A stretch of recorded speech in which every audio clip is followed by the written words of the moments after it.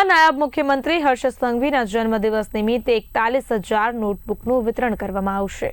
સુરતમાં હીરાબાનો ખમકાર ફાઉન્ડેશન તરફથી 41,000 નોટબુક તેમજ 41,000 સાયબર સુરક્ષા જાગૃતિ બુકનું વિતરણ કરશે।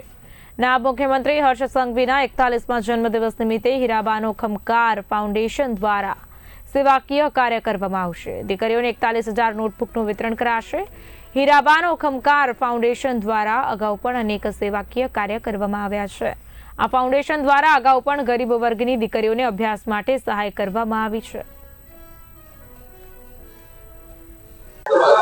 મારું નામ પિયુષ દેસાઈ છે। હું હીરાબાનો ખમકાર ફાઉન્ડેશન ચલાવું છું અને હર્ષભાઈ સાહેબનો જન્મદિવસ આવી રહ્યો છે 41મો, ત્યારે હું પોતે 41,000 જેટલી નોટ વિતરણ, જે નોટબુક વિતરણ અને 41,000 જેટલી બુકનું વિતરણ કરવા જઈ રહ્યો છું, જેમાં અવેરનેસ માટેના કે જે આપણે એપ્લિકેશનો દ્વારા જે સાયબર ફ્રોડ થઈ રહી છે એના એક માર્ગદર્શન પત્રિકા બહાર પાડી રહી છે।